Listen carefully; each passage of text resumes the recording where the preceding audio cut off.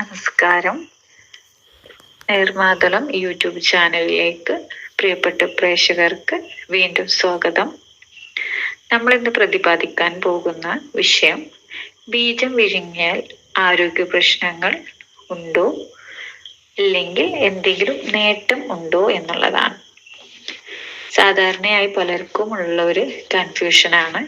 ഇതിനെ കൊണ്ട് ബുദ്ധിമുട്ടാണോ? പലർക്കും മിഥ്യാധാരണകളുണ്ട്. ഇതിൽ ഒരുപാട് ഗുണങ്ങളുണ്ട് എന്നുള്ളത്. എന്നാൽ ഒന്നും തന്നെ ഇതുവരെ ശാസ്ത്രീയപരമായിട്ട് തെളിയിക്കപ്പെടാത്ത കാര്യങ്ങളാണ്.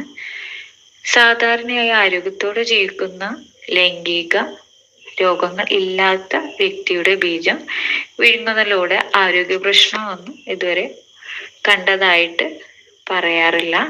എന്നാൽ ആ വ്യക്തിക്ക് HIV, hepatitis, chlamydia, gonorrhoea, syphilis തുടങ്ങിയ ലൈംഗിക രോഗങ്ങൾ ഉണ്ടെങ്കിൽ അത് വായിലൂടെയോ കഴുത്തിലൂടെയോ പകരാൻ സാധ്യതയുണ്ട്. ചിലർക്ക് അത്യപൂർവമായിട്ടുള്ള ചിലരിൽ അലർജി റിയാക്ഷൻസ് ഉണ്ടാവുന്നതായിട്ട് കണ്ടുവരാറുണ്ട്. പലർക്കും പല മിഥ്യാധാരണകൾ ഉള്ളത് കൊണ്ടാണ് എന്തെങ്കിലും ഗുണങ്ങൾ ഉണ്ടോ എന്നുള്ള ചോദ്യം വല്ലാതെ ഇതിൽ ഉന്നയിക്കുന്നത്. ശാസ്ത്രീയപരമായിട്ട് സ്പേമിന് ഒരു ഗുണവും ഉള്ളതായിട്ട് തെളിയിച്ചിട്ടില്ല. ബീജത്തിൽ ചെറിയ അളവിൽ പ്രോട്ടീൻ, വിറ്റാമിൻസ്, മിനറൽസ് എന്നിവ ഉണ്ടെങ്കിലും അത് വളരെ ചെറിയ അളവിൽ മാത്രമേ ഉള്ളൂ. അതുകൊണ്ട് പോഷക ഗുണത്തിനായി ഇത് ഉപയോഗിക്കുന്നതിൽ പ്രത്യേകിച്ച് പ്രയോജനമുള്ളതായിട്ട് പഠനങ്ങൾ തെളിയിച്ചിട്ടില്ല. ചില പഠനങ്ങൾ പ്രകാരം ബീജത്തിൽ ചില രാസഘടകങ്ങൾ മനോഭാവത്തിൽ ചെറിയ പോസിറ്റീവ് ഫലങ്ങളൊക്കെ ഉണ്ടാക്കിയതായി സൂചനകളാണ്. എന്നാൽ ഇതും ശാസ്ത്രീയപരമായിട്ട് തെളിയിക്കപ്പെട്ടിട്ടുള്ള കാര്യമല്ല. സ്പേം മുഖത്ത് പുരട്ടിയാൽ സൗന്ദര്യം കൂടുമെന്ന് ഒരു മിഥ്യാധാരണയുണ്ട്. എന്നാൽ ഇതും തികച്ചും ഒരു മിഥ്യയായിട്ടുള്ള കാര്യമാണ്.